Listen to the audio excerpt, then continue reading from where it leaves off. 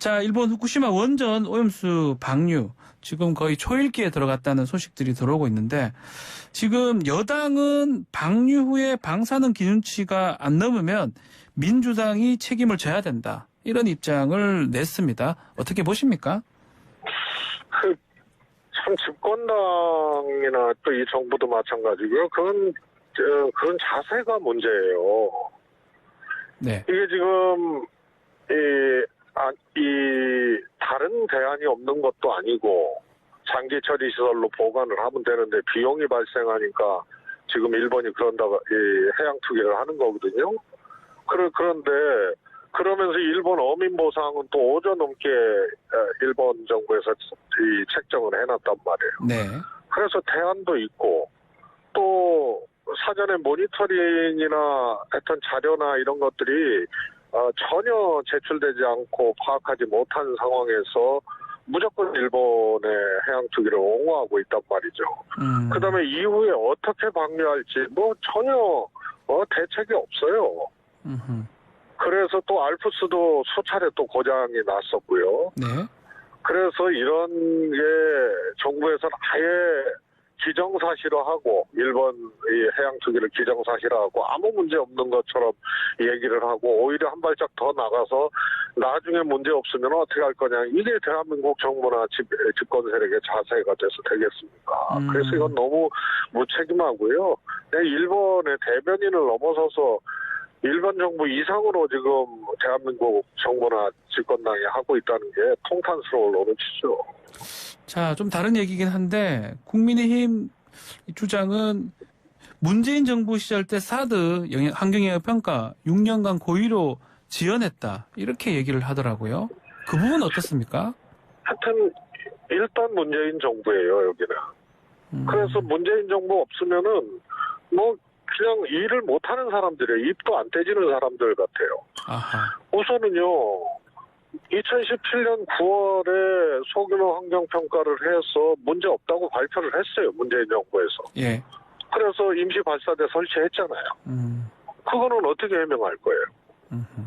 그럼 문재인 정부가 사드 배치에 대해서 환경영향평가를 뭉개면서까지 배치나 운영을 방해했다는 전제가 성립돼야 되는데 그러면은 소규모 항공평가했고 이미 국방부에서 소규모 항공평가 결과를 당시에 발표를 했고 네. 9월에 임시 발사대 배치했고 아무 문제 없이 운영되어 온 것에 대해서는 어떻게 해명할 거고 심지어는 당시 사드 배치 반대하는 대책위에서 문정부 규탄 시위까지 하고 막 그랬던 거 아니에요? 네. 그거 어떻게 해명할 거예요? 그리고 법에 따라서 하는 거예요.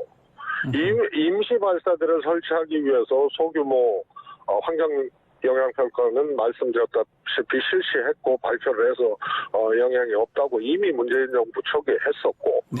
그런데 이게 부지가 넓어지면서 관련법에 따라서 주민 대표를 포함해서 환경 영향 평가를 실시를 해야 되는 거거든요. 그다음에 주한미군, 주민 대표, 뭐 정부 이렇게 해서 구성하게 돼 있어요. 법에 그렇게 돼 있어요. 예. 그래서 그거를 진행하는 과정에서 주한미군, 미 측에서 계획서 제출하는 게 2년 가까이 됩니다. 그 다음에 환경영향평가 자체를 하는데 1년 6개월, 2년 정도 소요가 되잖아요. 네. 그러면 3년 반 이상을, 이 미군의 계획서 제출과 또 영향평가 기간을 고려하면 3년 반 이상이 소요된 거예요. 그리고 주민 대표가 참여를 안 했기 때문에 이 과정에서 또 천연이 늦어진 거죠. 그러면은 결국은 법대 절차대로 한 것이다. 법적 절차대로 한 거예요. 그리고 오히려 지금 뭐 윤건영 의원도 얘기를 했지만 네. 정부에서 무해하다는 것에 대해서 공개를 하고 이 주민들에게 그 결과를 투명하게 공개를 해서 설득력으로 오히려 가져야 되는데 공개하지도 않고 자료 제출 요구에도 지금 불응하고 있는 거 아니에요. 그래서 어느 것이 올바른 자세고 정부의 태도인지 오히려 이 감별을 할 수 있는 저는 기회라고 봅니다. 그래서 아무 문제 없는 거를 네. 사드 배치를 마치 이 방해한 것처럼 그렇게 얘기를 하는 것 자체가 성립되지 않는 논리고 과정이에요. 네. 자, 민주당 지금 오염수 해양투기 보류가 담긴 대일 요구사항 여당하고 함께 하자 요구를 했고 9월 유엔 정기총회 안건으로 오염수 문제 지정하게 하는 결의안 발표 얘기를 했는데 이거 가능할까요? 이 대한민국 정부가 네. 온 힘을 다해서 움직여도 네. 될까 말까 한 일이에요. 야당이 그런 노력을 하는 거는 저는 바람직하고 좋다고 봅니다. 네.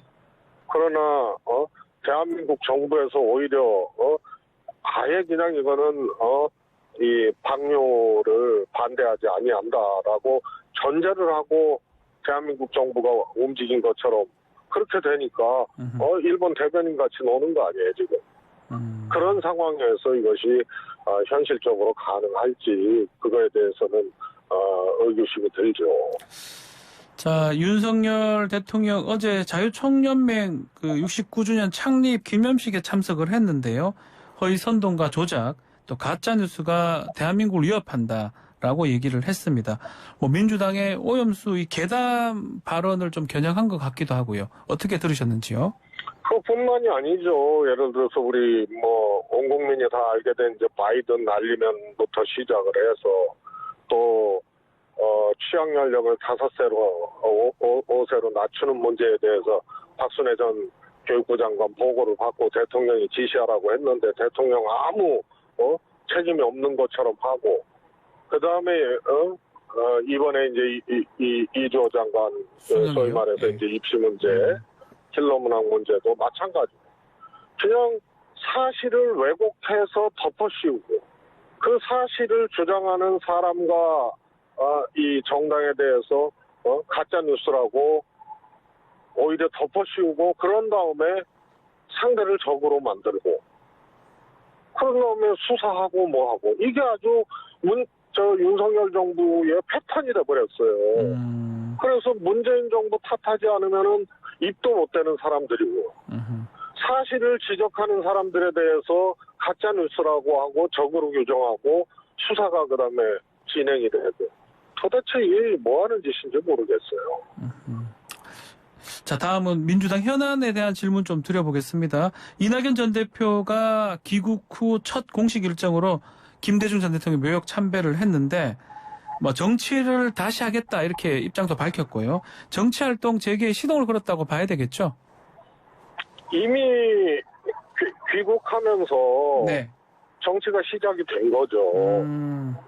그래서 지금부터 생각한다가 아니고 이미 귀국하기 전부터 생각을 하시고 네. 움직였고 상황도 그렇고 이미 이제 재개를 한 거죠. 네, 정치를 재개를 한 것이다.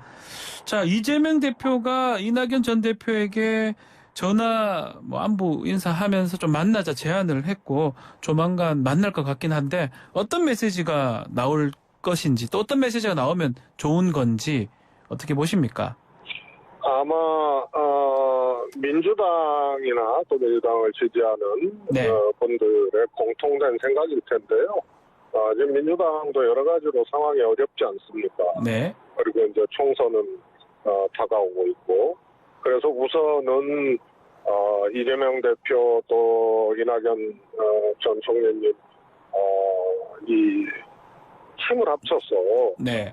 윤석열 정부의 이런 폭주 또 잘못된 이런 방향에 대해서 함께 힘을 합쳐서 이 대응을 하자 이런 일종의 그런 이제 정치적인 어떤 연대 윤석열 정부 앞에 야당의 책임을 다하기 위한 정치적인 연대 이런 것이 모색될 수밖에 없다고 보고요. 네.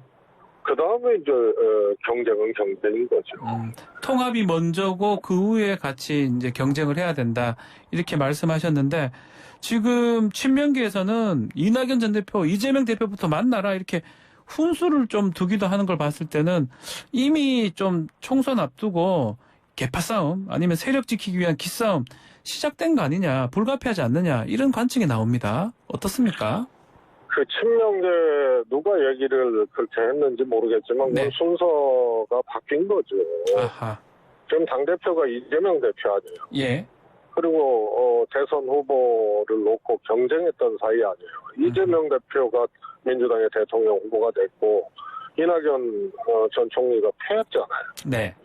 그리고 지금 당대표 이재명 대표 아니에요.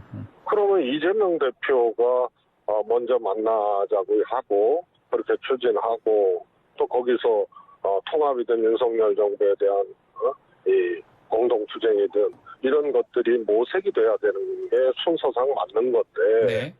친명계 발로 이낙연 대표가 이재명 대표를 먼저 만나야 된다라고 한 거는 그거는 순서도 틀리고 방향도 틀리고 상도에도 맞지 않는 거죠. 자, 하태경 의원은 이낙연 대표가 총선을 이끌면 뭐 당, 국힘당, 국민의힘당 120석도 안 될 것이다. 이렇게 얘기를 했는데 이 의미는 무슨 뜻인지 이재명 대표를 겨냥한 발언이라고 봐야 됩니까? 뭐 흔히 할 수 있는 교란용 발언이라고 보고요. 교란용 발언이라고요?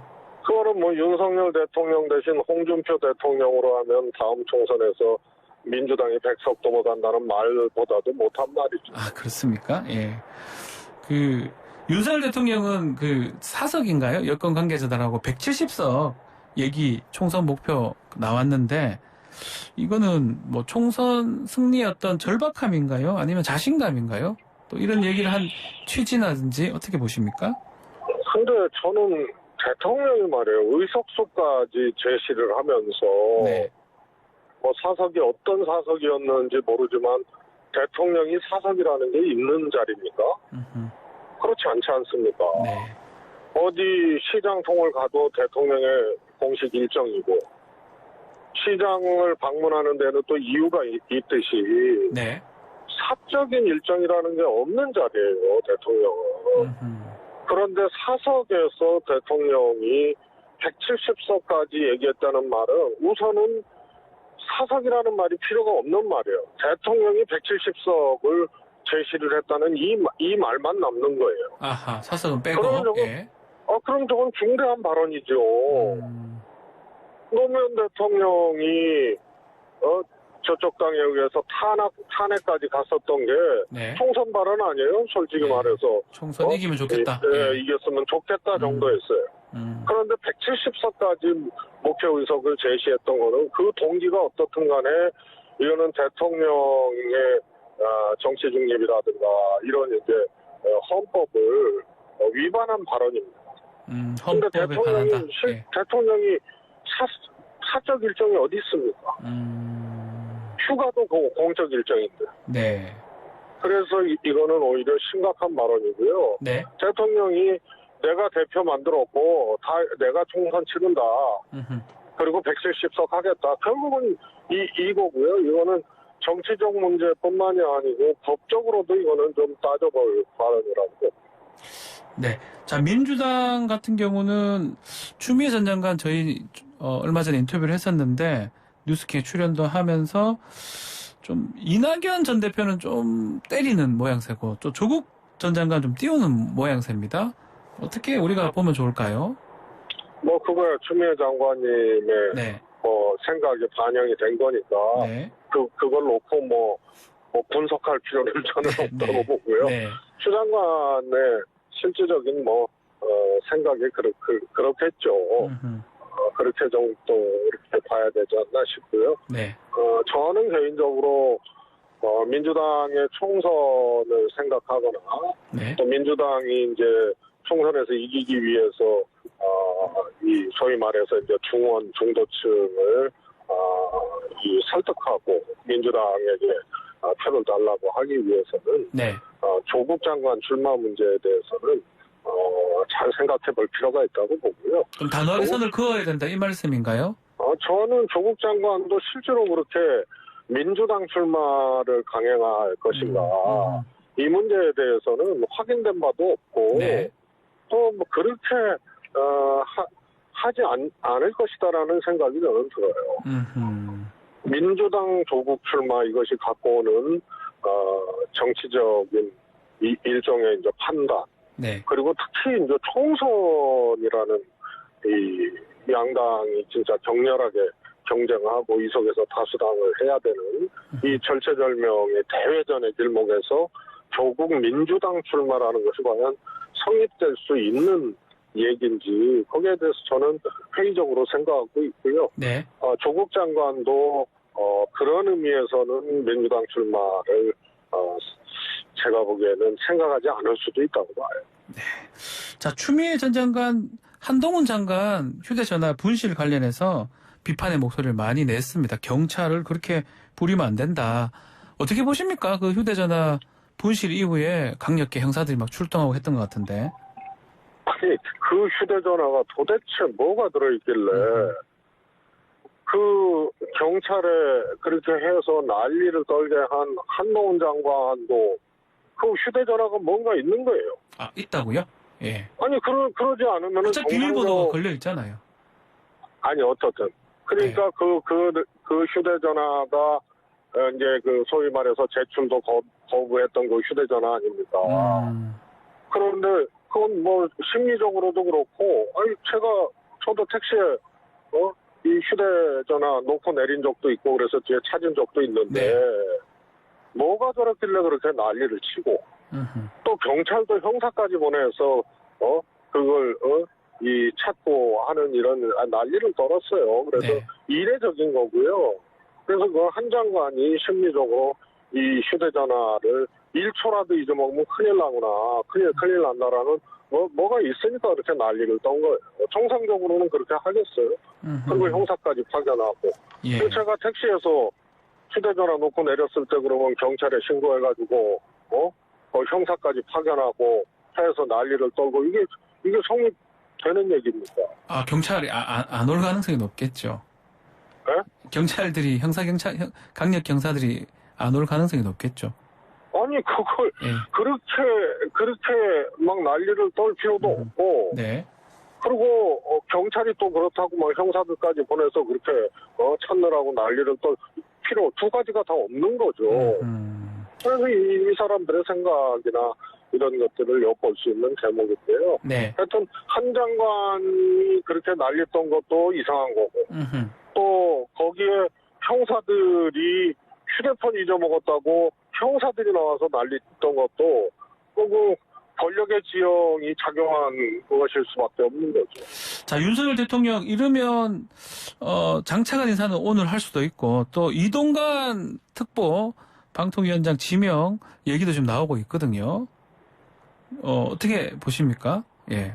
뭐 윤석열 대통령 스타일이 네. 그 문제가 있든 없든 그냥 막 밀어붙이고 과거에 그 박순애 장관도 오히려 도어 스태핑 하면서 기자들한테 전 정부에서 이렇게 훌륭한 장관 본 적 있냐고 이렇게 막 따져묻듯이 그냥 강변을 하다가 결국은 이제 장관 취임 후에 한 달 만에 낙마를 한 케이스인데요. 네. 저는 뭐 이동관 전 수석을 강행을 하게 되면 정말 말로 다 할 수 없는 그런 이제 난관이 기다리고 있을 겁니다. 첫 번째가 네. 과연 그것이 실현될 수 있느냐 대통령이 내정하더라도 네. 이 문제가 하나 있고요. 또 하나는 그러면서 윤석열 대통령 집권 초반에 네. 인사 문제로 연이어 문제가 됐는데 그 정점을 찍는 인사가 되기 때문에 여론이 상당히 안 좋아질 겁니다. 그 계기로 작동을 할 겁니다. 예. 그래서 강행은 뭐 대통령 마음이지만 네. 아마 후과는 엄청 클 것이라고. 생각하신다. 좀 짧게 지금 법무부가 인사 검증을 해야 되는데 아직까지 이동관 특보 관련된 아들 학폭 그 자료 요청을 안 했던 걸로 지금 YTN 단독으로 확인이 되고 있거든요. 이 부분은 어떻게 봐야 됩니까? 우선은 이제 검증 자체 과정들을 다 공개할 필요는 없는데요. 네. 우선 법무부로 인사검증이 넘어가면서부터 우려했던 것이 있지 않습니까? 네. 소위 말해서 견제 체제가 전혀 작동하지 않고 있다는 거예요. 가령 과거 청와대에서는 민정 파트는 민정 파트에서 또 이제 경찰이나 등등등과 협조해서 이제 여러 가지 이제 검증들을 하고 그러고 또 인사 파트에서 또 그걸 놓고 적정성을 또 판단을 하고 네. 그리고 이제 대통령께 보고하고 이렇게 하는 게 통례인데 네. 지금 이게 법무부로 넘어가면서 사실 이 정부에서 인사검증조차 제대로 안 하고 그냥 어처구니 없는 이 인사들이 일어나고 했던 것에 법무부의 책임은 아하. 그냥 가려져 있는 이런 우스꽝스러운 현상이 알겠습니다. 나타나고 있죠. 예, 정리를 좀 해주셔야 될 것 같습니다. 알겠습니다. 오늘 말씀 여기까지 들어야 될 것 같습니다. 감사합니다. 감사합니다. 최재성 전